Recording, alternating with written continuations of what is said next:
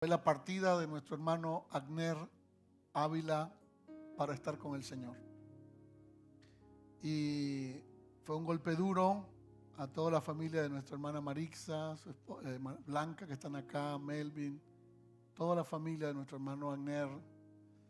Desde el domingo por la tarde, noche, se vivió una experiencia muy difícil para ellos, también para los que estuvimos cerca de ellos y los que estamos todavía. De manera que oramos al Señor para que siga fortaleciendo la familia de nuestros hermanos y nos unimos a ustedes. Quiero que sepan la familia de nuestro hermano Agner que estamos con ustedes. Blanca, estamos con ustedes, hermana Marixa, Lilet, Melvin y toda su familia, y los padres también de nuestro hermano Javier y la hermana Ruth y todos sus hermanos. Estamos con ustedes como iglesia. Los acompañamos en este momento de dolor y estaremos también con ustedes para apoyarlos y acompañarlos el día de los actos fúnebres, que será el agosto 23, y nos vamos a unir a ellos. Amén. También en estos días muchos hermanos han tenido cortes y otros tendrán cortes. Así que yo quiero invitarte a que te pongas de pie un momento para pedirle al Señor fortaleza en tiempos de dificultad. Padre, fortalécenos. Fortalece en este día a la familia de mi hermano Omar, hermana Marixa, toda la familia Ávila, todos los que están aquí, los que están en Guatemala. Fortalécelos. A Rogelio, a su familia, a Javier, a Robin, que están allá en Guatemala, a sus hermanas. Fortalécelos, Padre. Dales fuerza a sus hijos, los niños que quedaron, los jovencitos que quedaron de nuestro hermano Agner. Señor, fortalécelos, papá. Fortalécelos. Pido fuerza para ellos. Lo que más te pido de todo corazón es fuerza, Señor. Fuerza para enfrentar este golpe tan duro y poder salir de esto con tu victoria, Señor. También oro por todos los hermanos que han tenido corte o que han recibido cartas desesperanzadoras o atemorizadoras, y por los hermanos que van a tener corte en estos días. Oh Dios, dependemos totalmente de ti, Señor. No hay otra forma. Así que oro por confianza, fortaleza y paz para que abrace a cada familia que está pasando por algún valle. Tú has prometido estar con nosotros y lo vas a estar hasta el final. En el nombre de Jesús. Y todos decimos amén. Que así sea. Amén. Siéntense, hermanos queridos. Estas 2 semanas he comenzado una serie de enseñanza sobre vencedores. Somos vencedores no porque no tengamos problemas o necesidades, sino porque confiamos en Dios, realmente. No hay de otra. No somos vencedores porque seamos fuertes o valientes, no, sino porque confiamos en el Señor. La semana pasada les hablé acerca de Gedeón y les mencioné que todos en la vida enfrentamos dificultades y que el pueblo de Israel eran atacados, sus frutos eran destruidos, eran devastados y estaban empobrecidos. Pero que en medio de eso, Dios levantó a un hombre llamado Gedeón, y que lo que aprendimos es que en cada circunstancia Dios levanta a alguien como usted y como yo para enfrentar la vida, como nos venga. Y hoy quiero hablarles, voy a regresar un poquito para hablarles acerca de vivir una vida victoriosa. Vamos a decir juntos, vivir una vida victoriosa. No significa ausencia de problemas, pérdidas o angustias, pero que en medio de ese valle que usted vive o yo vivo, podamos vivir una vida victoriosa. Amén. Y vamos a mirar Josué 1, porque voy a enseñarles 3 cosas hoy. Lo primero que quiero que entendamos hoy y que lo digamos juntos es: vamos a decirlo juntos, podemos tener victoria total en todo lo que emprendamos. Vamos a decirlo juntos. Podemos tener victoria total en todo lo que emprendamos. No debemos dejar las tareas por mitad. En Dios podemos concluir lo que hemos comenzado. Vamos a decirlo juntos otra vez. Podemos, más fuerte muchachos, podemos tener una victoria total en todo lo bueno que emprendamos. No debemos dejar las tareas por mitad. En Dios podemos concluir lo que comenzamos. Amén. Aún en lo más difícil, como es la muerte, la partida de un ser querido, los que quedamos tenemos que seguir adelante y hacer la tarea que el Señor les ha encomendado. Y esta es mi palabra para la familia de nuestro hermano Agner. Hay que continuar las cosas y lo que Dios nos ha encargado hacer. Jueces capítulo 1, voy a hacer un pequeño resumen. Dice la Biblia que Josué murió y los hijos de Israel le preguntaron a Dios: ¿quién de nosotros subirá primero a pelear contra los cananeos? Y Jehová les dijo: que suba Judá, yo los voy a entregar en sus manos. Versículo 3 de Jueces 1, Jueces 1:3. Y Judá le dijo a Simeón su hermano: sube conmigo al territorio que se me ha entregado y peleemos contra el cananeo. Yo también iré contigo. Quiero que te digas o le digas a alguien o te lo recuerdes hoy, que es muy bonito cuando alguien le dice a uno: yo estoy contigo. Amén. Cuando mi madre falleció, estaba en el hospital convaleciente y a ella le amputaron su pierna izquierda y fue un golpe muy duro. Pero cuando mi madre le iban a amputar la segunda pierna, me tocaba a mí ese duro y difícil etapa de la vida por ser quizás pastor y aunque somos 3 pastores en la familia, de alguna manera yo estaba ahí y me tocó a mí decirle a mi mamá lo que le iban a hacer. Y le decía: mamá, los médicos han dicho que lo mejor es que le amputen la otra pierna. Yo vi que ella ese día se despidió de nosotros y se despidió de todo, porque ahí prácticamente ella murió. Pero lo que quiero decirles es que hubo alguien muy cercano que me dijo: pastor, yo quise estar con ustedes, pero no pude porque no sabía cómo hacer para estar con ustedes. No sabía qué decirle cuando estaba para estar con ustedes. Quiero que sepan algo, que aunque no sepas nada qué decir, hay un poder en estar presentes. Solo esté presente y guarda silencio, y eso es más poderoso. Yo recuerdo más a los que estuvieron presentes, aunque no me dijeron nada, que a los que no fueron, porque eso es muy poderoso. Aprendamos esa lección. Así que aquí quiero enseñarte algo tremendo, y es decirle: yo estaré contigo. Yo estaré contigo. Yo iré contigo. A ver, vamos a practicarlo. Yo estaré contigo. Yo iré contigo. Tienes una situación difícil y me dices: pastor, vamos a estar contigo hasta donde podamos. Estamos ahí. Lean ahora el versículo 6, por favor, en voz alta conmigo. Diga: subió Judá y Jehová entregó en sus manos al cananeo. Hicieron ellos, un estrago, tuvieron una victoria.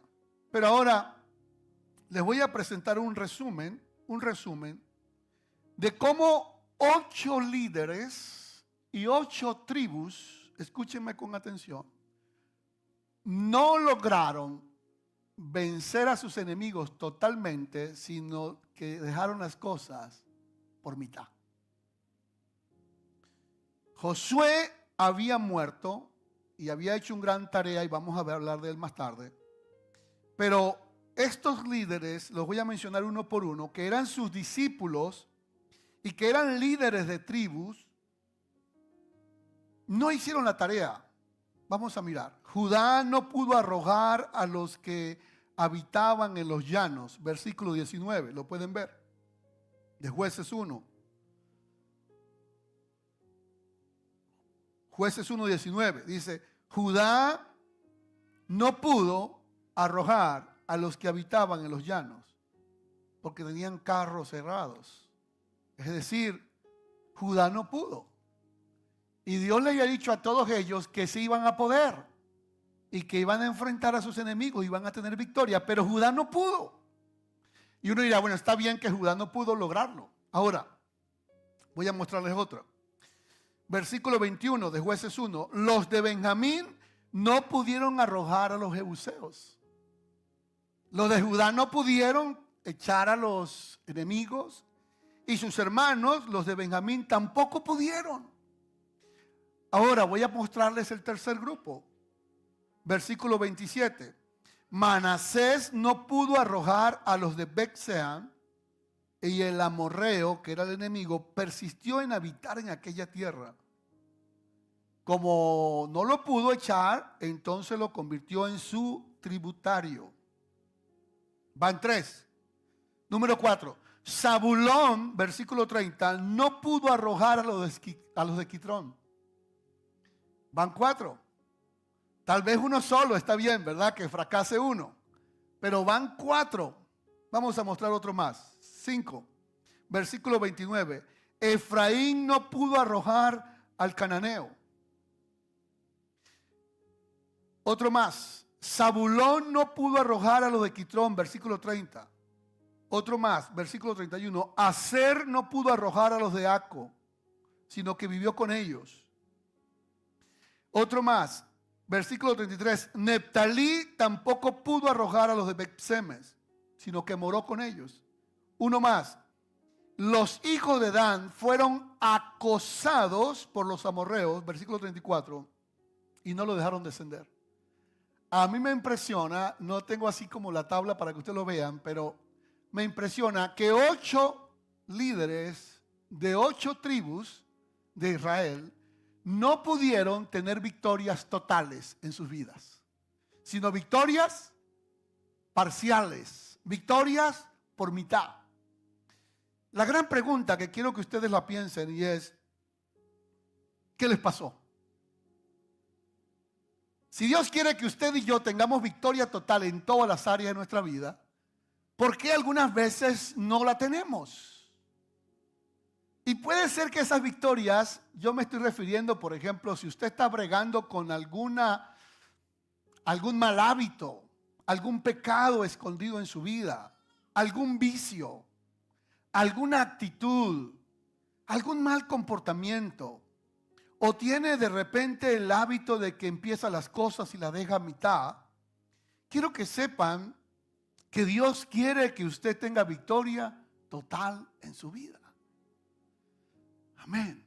En el área financiera, si usted está notando que no levanta cabeza, algo no está haciendo bien y algo debe hacer bien.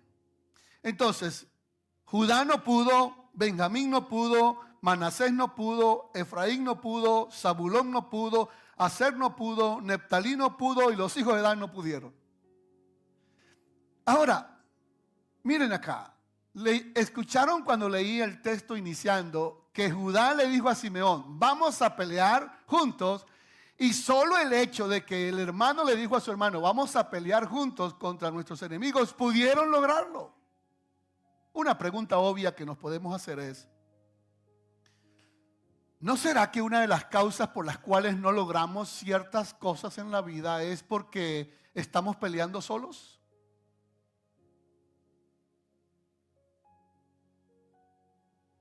¿No será que una de las causas por las cuales no logras la victoria total en su vida es porque la estás peleando solo?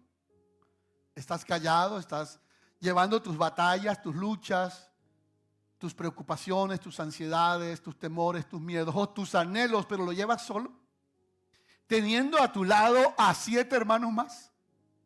Pensemos un poquito, ¿no sería también posible que si Judá y ellos, en lugar de enfrentar al enemigo, uno a uno, se hubiesen unido los 7 o los 8 y los 8 se enfrentan a los enemigos? ¿Qué creen ustedes? ¿No habrían tenido alguna victoria? ¿Qué dicen? ¿Cierto que sí? Entonces, una de las posibles causas que vamos a mirar más tarde es que ellos, posiblemente por pelear solo, no tuvieron victorias totales. Ahora, es interesante lo siguiente, ¿contra quién estaban peleando ellos y contra quién peleamos nosotros? Ellos estaban peleando nada más y nada menos que contra los cananitas. ¿Y quiénes eran los cananitas y de dónde venían? Pues Canaán, como para que ustedes tengan una idea, en Génesis capítulo 9, 18 nos dice quiénes eran ellos. Canaán era descendiente de Can, y Can fue uno de los 3 hijos de Noé. En Génesis capítulo 9, versículo 18 dice que Noé tuvo 3 hijos, Can, Set y Jafet. Y Can fue el hijo que cuando su padre Noé se emborrachó en la tienda después de que pasó el diluvio y estaba desnudo su papá porque estaba borracho, estaba ebrio, su hijo Can, cuando vio a su papá desnudo, en lugar de cubrir la desnudez de su padre, como establecía la ley del Levítico decía que, hoy dice que un hijo no debe ver la desnudez de su padre y que un hijo no debe ver la desnudez de su madre, ni la desnudez de su hermana, ni la desnudez de su hermano. Can, en lugar de cubrir a su padre porque estaba desnudo, Can salió a contárselo a los hermanos y como a reírse y a burlarse de su padre. Esto es un principio interesante. Nunca descubras la desnudez o la vida privada de su hermano. Cada vez que uno descubre la vida privada de una persona, está haciendo lo mismo que hizo Can. Cuando Noé, entonces Sem y Jafé, cuando escucharon que su hermano estaba hablando de su padre, como burlándose porque estaba desnudo, ellos hicieron otra cosa distinta. Ellos agarraron como sábanas y vinieron y cubrieron a su padre. Y eso es lo que debemos hacer nosotros en la práctica, cubrir a nuestros hermanos, cubrirlos, apoyarnos unos a otros. Entonces, cuando Noé recuperó el juicio de estar embriagado, Noé hizo algo que en mi opinión también pienso que, pero es mi opinión nada más, que se extralimitó, pero al fin lo hizo y estaba bien. Maldijo a su hijo y maldijo a Can. Y cuando el padre maldijo a Can, lo declaró bajo maldición. Y toda la línea descendiente de Can, Génesis 9, 18, 25 y 2, 6, pues sencillamente siguió una línea de rebeldía. Y ellos fueron los padres, inclusive uno de los hijos de ellos fue Nimrod, que fue el que construyó la torre de Babel. Entonces, de ellos procedieron todas esas tribus, los jebuseos, amorreos, cananeos, eteos, heveos. Todos esos grupos o esas tribus se originaron de Canaán, de un pueblo bajo maldición. Ahora, cuando uno pudiera preguntarse y decir, bueno, pero ¿por qué Dios se empeña en acabar con esa gente y ponerle a los hijos de Israel esa tierra? Parece injusto. Pero voy a darle una explicación rápida y sencilla para que ustedes lo puedan manejar por lo menos. Yo encontré 4 razones por las cuales Dios decidió acabar con los cananitas y darle esa tierra al pueblo de Israel. Las voy a mencionar. La primera razón, y están en Levítico capítulo 18, 17. Y hay 3 razones ahí muy claras, en Levítico 18, 17. Y la primera razón es ellos, Levítico 18 y 17, practicaban 3 cosas: maldad, abominación y perversión. Maldad. ¿Qué hacían ellos en maldad? Una de las prácticas que hacían los cananeos, descendientes de Can, como maldad, era el abuso sexual. Es decir, ustedes lo pueden leer en casa y se van a sorprender. Todas las leyes del Levítico acerca de no mirar la desnudez del padre, de la madre, de la suegra, de la tía. Ellos no respetaron las leyes del Levítico, sino que ellos practicaban el abuso sexual. Entre padres, hijos, hermanos, no respetaron eso. La segunda es que no solamente practicaban abuso sexual, sino que ellos practicaban la sodomía, que eran la relación entre iguales. Hombre con hombre y mujer con mujer. Y según el Levítico 18, 22, dice así: no te echarás con varón como si fuese una mujer, porque eso es abominación. Así que 2 razones por las cuales Dios decide acabar con toda una nación. Primero es por maldad, que es abuso en las relaciones. Y segundo es por relaciones entre iguales, hombre con hombre y mujer con mujer.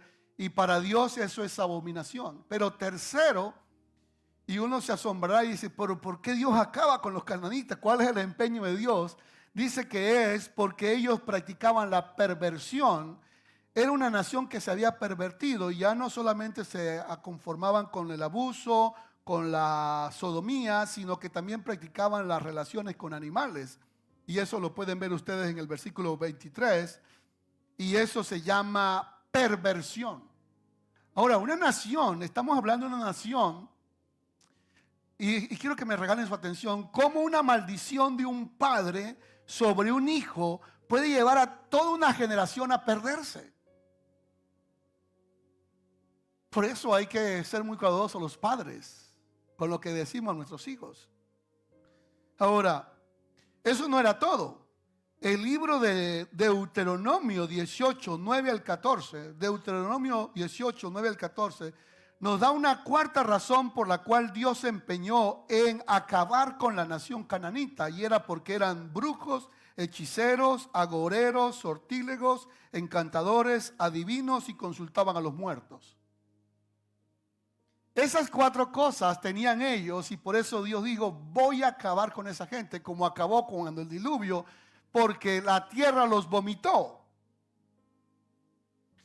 Mira lo que dice la Biblia, porque es abominación para Jehová cualquiera que hace estas cosas.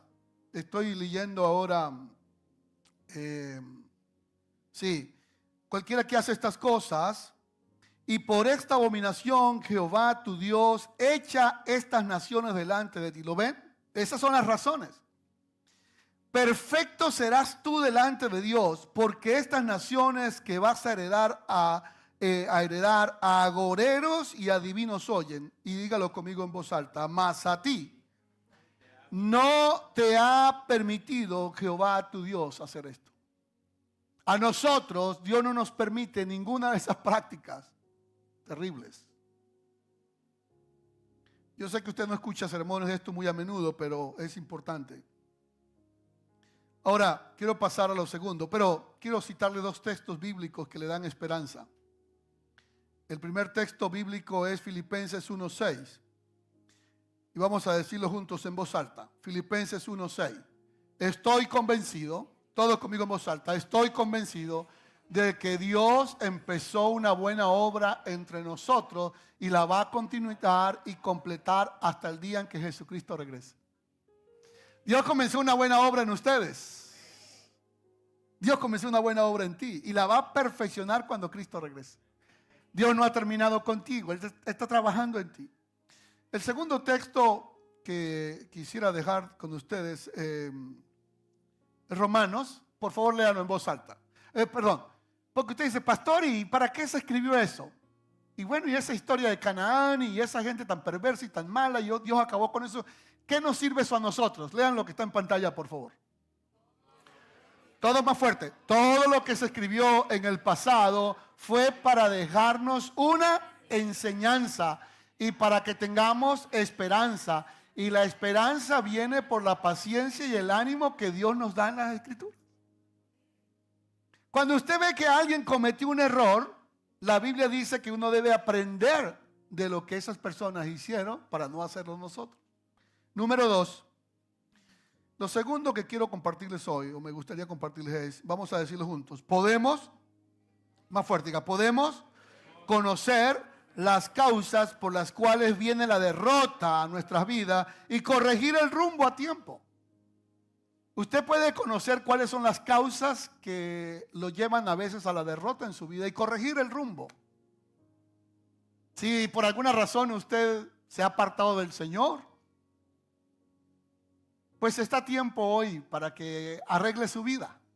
Amén. Alguien alaba a Dios. Está a tiempo hoy, hermano y hermana, de arreglar su vida, enderezar su vida. Ahora, voy a compartirle por lo menos 4 causas que considero que fue lo que llevó a estos 8 hermanos a la derrota.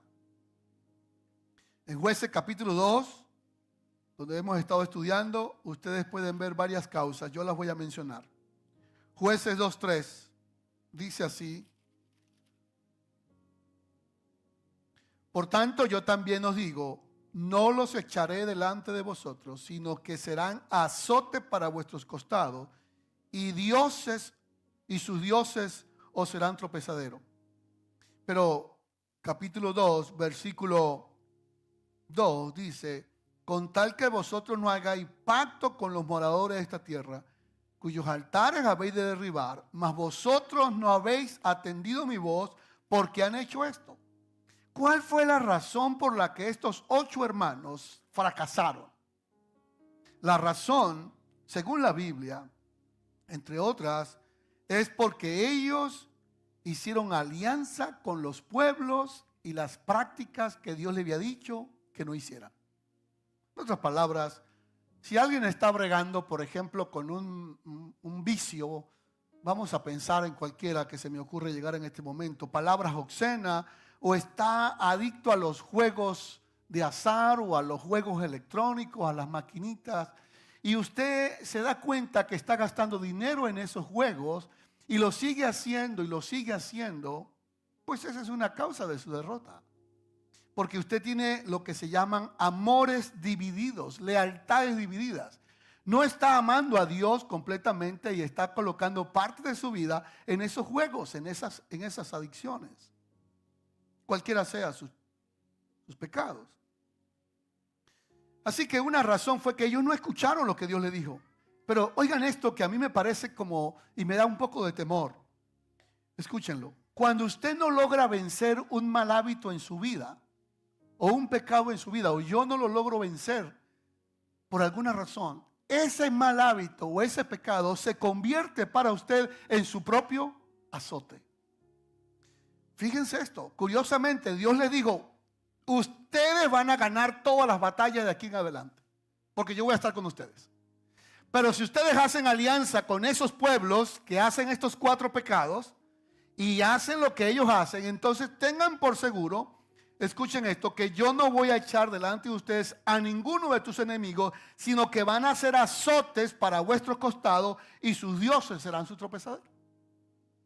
¿Por qué a algunas personas les cuesta ser libres de algunas adicciones o ataduras mentales o emocionales en su vida? ¿Por qué? Porque sencillamente siguen teniendo alianzas, amoríos, lealtades divididas. Y Dios no comparte la lealtad con nadie. Dios es exclusivo, amén. Él pide que nosotros lo amemos de mente, de corazón, de alma, de todo, absolutamente para Dios. Otra razón está en Jueces 2:8. Por favor, quieren leerlo conmigo en voz alta. Jueces 2:8. Vamos a leer juntos. Pero murió Josué, hijo de Nun, siervo de Jehová, siendo de 110 años. Ahora, que haya muerto Josué es un problema. No, porque él murió a la edad, a una buena edad. Escuchen, ¿saben cuál es el problema? Y esto es muy importante que las familias o todos, cuando perdemos un ser querido, lo recordemos siempre. Escuchen, el asunto no es cuando perdemos un familiar, sino qué hacemos con nuestra vida después de la partida del familiar. Ahí es el gran, porque el que parte de esta tierra partió para estar con el Señor o para no estar con el Señor. Pero los que quedamos, ahí está el gran secreto de la vida, hermanos queridos. Vean lo que dice el versículo número 10. Toda aquella generación también fue reunida con sus padres. Ese término significa que también murió. Y se levantó después de ellos otra generación que no conocía a Jehová ni la obra que él había hecho por Israel. Así que otra razón por la cual ellos tienen derrota en la vida: uno, porque hacen alianzas indebidas, tienen amores divididos, lealtades divididas. Dos, porque sencillamente cuando muere su líder, ellos no le dan continuidad a las enseñanzas que su líder les había dado. Cuando mi madre murió, uno de mis hermanos me dijo: hermano, una de las cosas que más extraño de mi madre son los consejos. Yo decía a él, me decía: hermano, yo llegaba a la casa y siempre ella me decía: hijo, no hagas esto, hijo, aquello. Y ahora que llego a casa y no escucho esa voz, la extraño. ¿Saben? Cuando Josué muere, una de las derrotas más grandes del pueblo, y esto a mí no quiero decir que me carga, pero me está haciendo bastante hincapié, es la nueva generación no conocía a Jehová. ¿Y cuál es la nueva generación? Nosotros ya no somos la nueva generación. Bueno, hablo por mí, pero la nueva generación son los pequeñitos que están de brazo, que son varios. Ellos. Así que papá y mamá, una de las razones para que sus hijos tengan victoria en la vida es que ustedes se aseguren de que esa nueva generación de niños conozcan a Dios. Y esa es la mayor tarea de ustedes, papá y mía, asegurarse que sus hijos, aunque tengan 10, 12, 14 años, conozcan a Dios. Qué triste fue que cuando murió Josué y toda su generación, se levantó una nueva generación que no conocía a Dios. Sus hijos, cuando tienen 4 o 5 años, creo, no me recuerdo, hasta los 12 años, pasan 1 hora o 2 horas aquí en la iglesia con los maestros cristianos, los domingos. Ellos le enseñan de Dios y alabemos a Dios por los maestros de la iglesia y demos palmas al Señor. En este momento que ustedes están aquí, creo que hay maestros enseñando a sus hijos allá. Pero son 2 horas a la semana. Usted pasa toda la semana con sus hijos. Y debe asegurarse que esa nueva generación conozca a Dios. Amén. Que conozcan a Dios. Pero hay algo más que aún estos hermanos hicieron. Dice el texto sagrado, capítulo 2, versículo 16. O el 15. Tuvieron gran aflicción. Y Jehová levantó jueces de los que los librasen de las manos de los que los despojaban. Versículo 17 en voz alta. Todos conmigo digan. Pero tampoco oyeron a sus jueces. ¿Cuál fue otra razón por la cual ellos no tuvieron victoria en su vida? Vamos a repasarla porque ustedes son muy inteligentes. Número 1, hicieron alianzas indebidas. Número 2, no educaron a la nueva generación para que conocieran a Dios. Número 3, ellos, aunque Dios les levantó líderes, no los escucharon.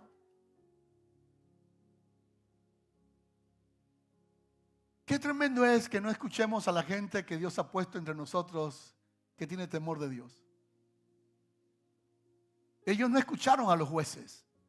Así que estas razones llevaron a esta gente a un fracaso total y a vivir toda la vida. ¿Ustedes saben lo que es vivir toda la vida con los enemigos en su casa?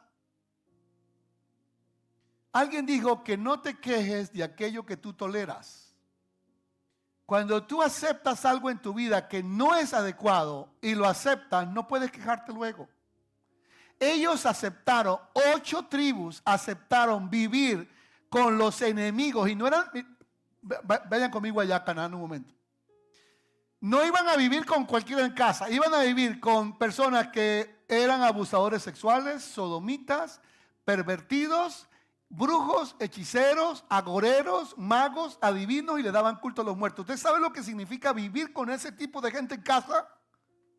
Terrible, ¿cierto? Esa era la realidad. ¿Por qué? Porque ellos hicieron alianzas indebidas, no escucharon a Dios, no oyeron a sus líderes y no se tomaron la responsabilidad de educar a la nueva generación.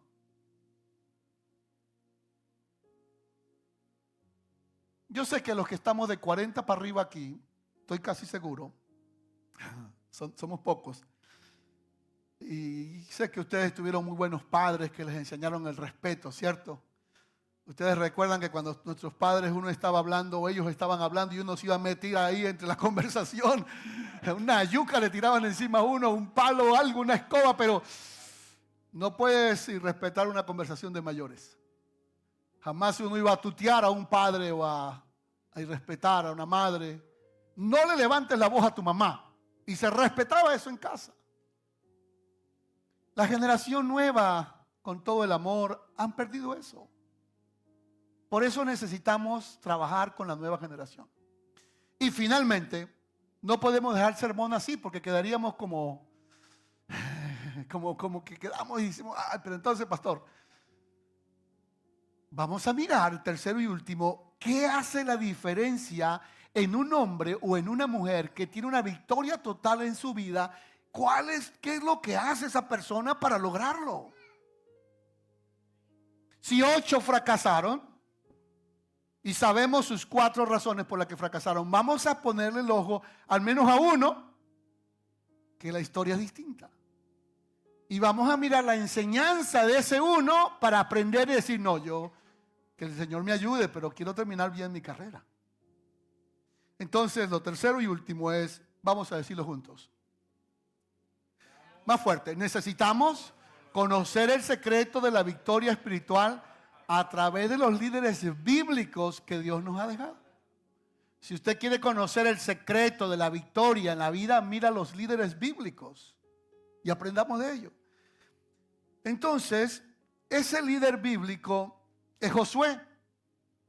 Josué que vive 110 años, muere tranquilo, muere bien. Y escuchen que quiero decirles hoy que Josué guió su vida por 4 imperativos.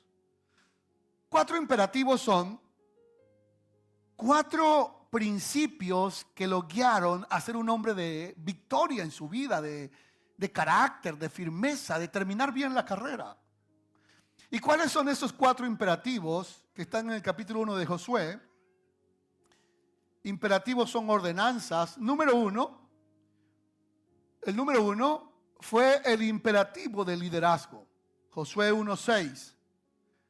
Vamos a leerlo juntos. Dice, esfuérzate, conmigo toda la iglesia, esfuérzate y sé valiente porque tú repartirás a este pueblo por heredad. Es decir, una de las claves del éxito en la vida de una persona, suya y mía, para tener la victoria total y no parcial, es el imperativo del liderazgo. Usted y yo somos líderes. En su casa o en mi casa, pero en alguna parte somos líderes. En su vida usted es un líder. Usted tiene que aprender a guiar su vida, ¿cierto?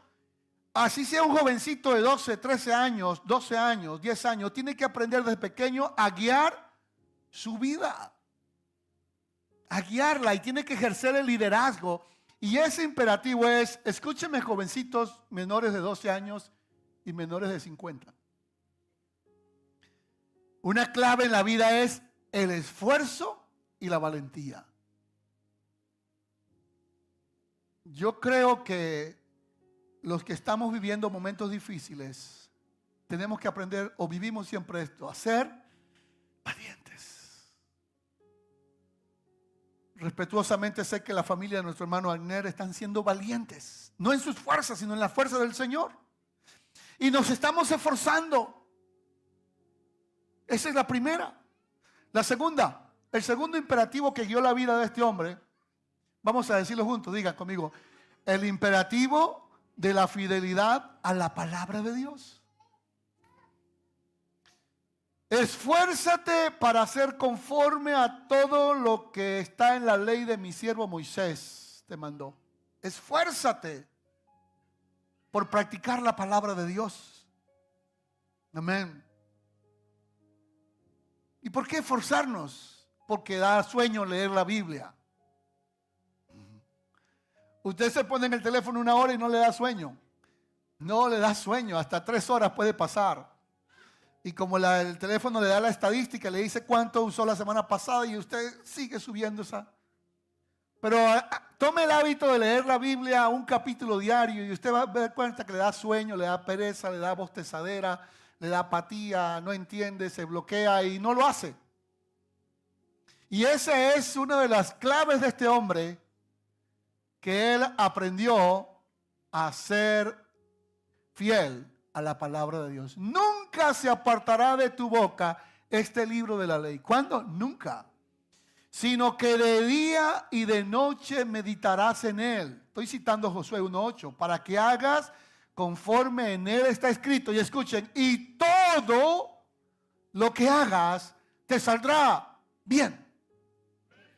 Un secreto de un hombre exitoso, victorioso en la vida fue ese. Número 3. ¿Cuál fue el tercero? El imperativo, conmigo todos digan, el imperativo. Vamos, el imperativo de la perseverancia. Otra vez, el imperativo de la perseverancia. Josué 1:9. Mira que te mando, que te esfuerces y seas valiente. No temas ni desmayes. De las 4 veces que aparece el imperativo, esta es la primera vez que le dice no desmayes. Porque ustedes y yo muchas veces vamos a ser tentados a desmayar, a tirar la toalla, a rendirnos, a decir, Señor, no entiendo lo que me pasó, no entiendo lo que está pasando, yo no continúo. El Señor te dice, no desmayes. Tercer imperativo, la perseverancia. Persevera. Persevera en la oración, persevera en la fidelidad, persevere amando, persevere siendo fiel. Me impactó la historia de, se me fue el nombre en este momento, Hernández, se llama él, mexicano, quien fue uno o es uno de los únicos quizá que pudo quedar en la NASA, este mexicano, Hernández. Y él comenta en su historia que cuando era niño, tenía 10 años, salió afuera y miró el cielo y dijo, yo un día voy a ir a las estrellas y a la luna. Y así fue su sueño. Para yo recortar la historia, dice que la NASA le reprochó su aplicación más de 8 veces. Y la sexta vez o séptima vez que la NASA le respondió, estaba tan indignado y tan molesto que agarró la carta y la tiró a la basura, pero no la puso en el bote de la basura, sino que quedó afuera. Su esposa estaba por ahí barriendo la casa y vio el papel. Entonces agarró el papel y se lo trajo y se lo presentó. Y le dijo, ¿reconoces esto? Mi amor, dijo sí. Esta carta dice en la parte de atrás, quiero que lo leas tú mismo en voz alta. Léalo, por favor. ¿Qué dice? Que tienes toda la posibilidad de volver a aplicar. Así que esta carta no dice que no apliques más, dice que vuelva a aplicar otra vez. Y Hernández dijo esta pregunta interesante para los jóvenes y para todos. ¿Qué tienen esos astronautas? Porque eran muchísimos, después dejaban 100 y después esos eran los que clasificaban. ¿Qué tienen ellos que no tenga yo? Digo, todos tenemos igual. Ahora, ¿qué hacen ellos que no hago yo? Y descubrió que esos astronautas que habían sido aceptados y elegidos, entre otras cosas, ellos eran pilotos. Dijo, con razón, no me aceptan porque no soy piloto. Así que voy a ser piloto. Y estudió y se graduó de piloto. Ok, uno más. Después lo volvieron a rechazar y dijo, ¿qué hacen ellos que no hago yo? Digo, entiendo. Ellos son buzos. Ellos tienen que aprender a ser buzos y ser entrenadores y expertos. Entonces dijo, ahora yo voy a ser buzo. Y estudió y aprendió. Y lo volvieron a rechazar. Y dijo, ¿qué tienen ellos y hacen ellos que no hago yo? Entonces se dio cuenta que había algo. Y es que ellos, aparte de todo, se habían entrenado aprendiendo otros idiomas. Y él descubrió que había un trabajo que nadie lo quería recibir. Y ese trabajo consistía en ir a Rusia y encargarse de un área que hacían ellos, esos equipos de astronautas, que todo el mundo rechazaba. Y él aceptó ese trabajo y se fue a Rusia por 4 años. Y por 4 años aprendió ruso. Dijo, ahora sí. Y cuando llegó, que ya era buzo, que era piloto y que sabía ruso, recibió la carta de aceptación. Y el consejo que da este astronauta mexicano, Hernández, es perseverancia. Perseverancia. El cuarto imperativo y el último, ¿cuál es? Leámoslo juntos, por favor. Vamos conmigo, diga, autoridad. Solamente que te esfuerces y seas valiente. Escuchen esto, no lo olviden. La autoridad se gana. La honra se da. No porque soy padre, yo tengo autoridad. Tengo una autoridad legal, pero el respeto se gana. Respeto se gana. Hay padres que son padres, pero no tienen una autoridad total, porque no son un modelo para sus hijos. Y esto que voy a terminar es lo más tremendo. Lo que a mí me da tanta pasión de explicarles esto. Estos 4 imperativos guiaron a Josué cuando era un muchacho joven. ¿De acuerdo? Ahora, vayan conmigo a Josué, capítulo 24, por favor, y estoy casi terminando. Josué 24, 15. Y si a ustedes les parece mal servir a Dios, dice Josué, ya es un anciano, tiene 110 años, escojan ustedes hoy a quién van a servir. A los dioses que sirvieron vuestros padres. Eso un autor y teólogo lo llama los dioses de la herencia. O a los dioses del otro lado del río, eso un autor lo llama los dioses de la crianza. O a los dioses amorreos en cuya tierra estáis, eso este mismo autor lo llama los dioses de la cultura. Pero escuchen lo que dice, pero, ¿lo ven? Pero yo y mi casa serviremos a Jehová. Ese pero no es cualquier pero. Ese pero es una palabra contrastante. Sugiere que Josué estaba decidido en su modo de actuar independientemente de la opinión de los demás. No importa lo que los demás digan, pero yo ya tengo la decisión tomada. ¿Y cuál es la decisión? La decisión es: yo y mi casa serviremos a Jehová. Esta palabra en inglés significa futuro, pero en el idioma hebreo original la palabra abarca mucho más que el futuro. Abarca pasado, presente y futuro. Lo que Josué dijo fue esto: he elegido y elegiré siempre servir a Dios. He elegido y elegiré siempre servir a Dios. Pónganse de pie, por favor.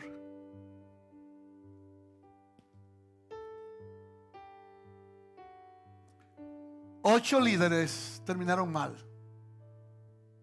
viviendo con el enemigo en su casa. Uno, el líder principal, Josué, terminó bien. Hermanos, si Josué fue el líder de esta gente, piensen en esto, fue el líder de ellos. Les enseñó con su ejemplo cómo se vive una vida victoriosa. Y estos hermanos queridos, 8 hicieron todo lo contrario.